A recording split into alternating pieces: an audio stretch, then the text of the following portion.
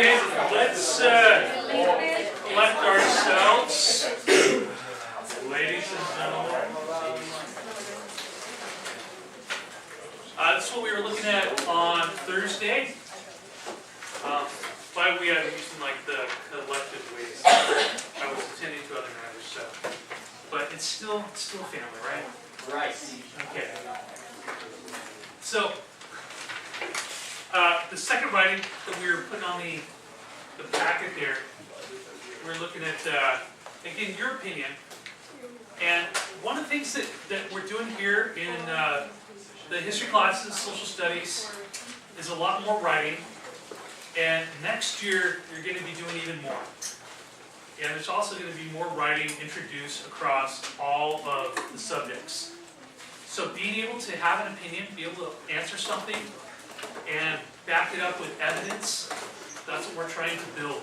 So hopefully, these will assist you in that endeavor. Okay, so in your opinion, after the Battle of Midway, which was the turning point of the war, what were the Japanese trying to prove? So the Japanese, they had all the territory, and then they started losing piece by piece, and they didn't want to surrender, and the Americans kept losing a lot of men. The Japanese were not quitting. What were the Japanese trying to prove to the world? Can somebody help me out with that one? The Japanese were trying to demonstrate something. They didn't want to quit. Yes? Okay, so the Japanese got themselves an empire by force, and now they're trying to prove that, like, no, this is ours. We should keep this land that we're strong. We should keep it. Should I ask that? They're Hirohito, the emperor. The code. That's the last one. Bushido. Okay.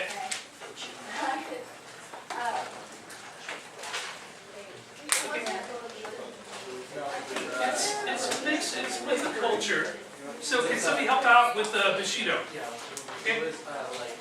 Go with lunch. You go back down. It's kind of like being honored when you die on while fighting, or right. Don't die. It's the dishonor to your country, or you shouldn't be leaving. You can come back while surrendering. Right. So it's the concept of honor. So honor is kind of a weird thing now in culture. Like, they didn't have credit cards back then. So honor was a whole different thing just a few decades ago. So where you can give your word to somebody, and somebody believes you and says, all right, you promise that you're going to do this, you're going to do it. And so like that whole concept, now we have credit cards and we just go to stores and buy junk that we don't need with money we don't have to impress people we don't like.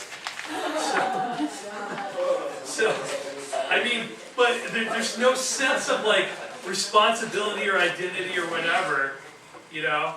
It's just like, all right, this chump bought this thing, all right, you know, let me put it on Craigslist. So before that, the whole concept of honor was that your name, your identity is important. And if you say you're going to do something, then you do it. And that was kind of a currency of sorts. And so like the idea of Bushido was that, you know, the emperor is this divine figure, it's descended from God. And so whatever the emperor says, you've got to do, and you're fighting for your family, you're fighting for your hometown. So you're fighting all the way. Kamikazes. Can somebody help me out? What are kamikazes? Ooh, there you go. Like the suicide airplane. Right. And what is so scary about kamikaze airplanes to you? Is there anything that's like, wow, that's freakish? Well, actually, I heard before they went out, they went out of the plane, they did crash or something. Not crack. A A little bit of sake. Yeah. That's it. No, they didn't have crack back then. It had No, that's fair. But there's some sort of chemical. No, they had a shot of liquor. That was it. There wasn't a lot of that to go around either. Because remember, Japan's well, because sake, it's got the act. Yeah.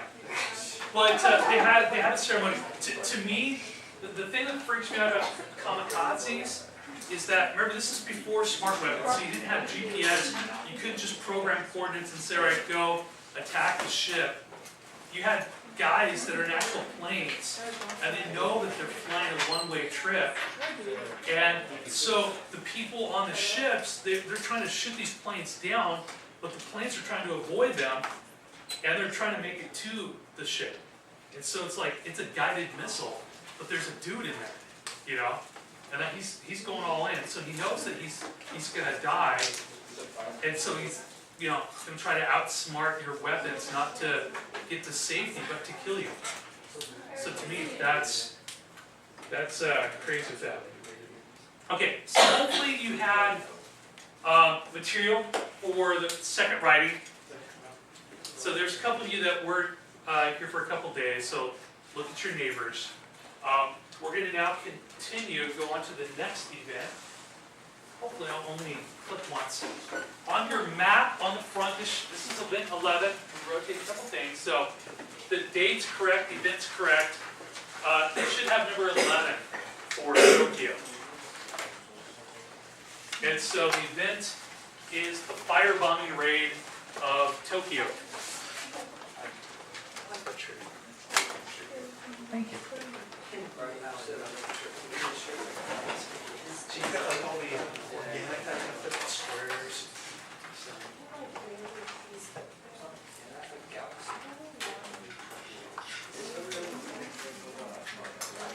Okay, so everybody write firebombing raid of Tokyo. 9? Yeah.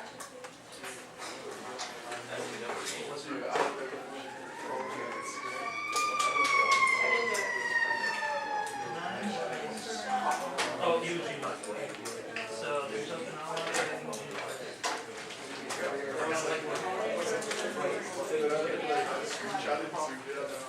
Well, it's Tokyo. So specifically, it's Tokyo, number 11. Wait, isn't that 5 as well? Yeah, it's gonna, and it's also 15.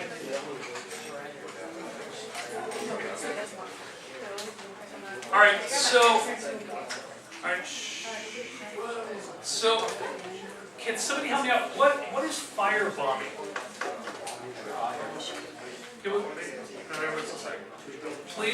Please, let's show some respect to our classmate here. All right, help us out. Firebombing. You're dropping fire onto like Okay, well, how would you get fire? So you're in an airplane, you're in a B-29, and how? Let's tease this out a little bit. How are you going to get fire to the city? just dump gasoline. Okay, very close, very close. Wait, hang on. Yeah.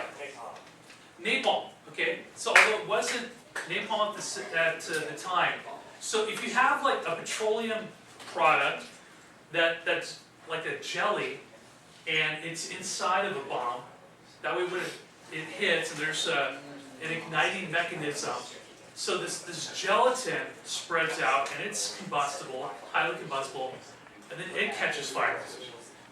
Okay? Now, there was also bombings going on in Europe, right? What were the cities of Germany largely made out of, the buildings themselves? Stone and brick. Okay, this is Japan, and we're looking at Tokyo. What are the buildings made of in Tokyo? Wood and paper.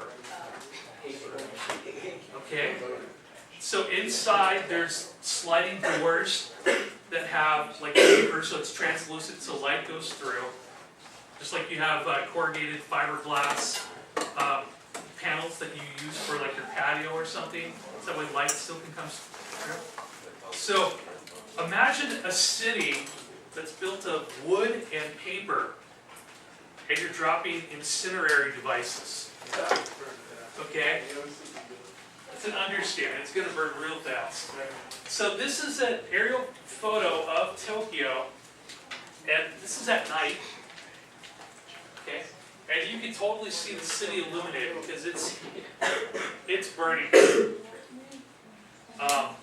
Terrible damage.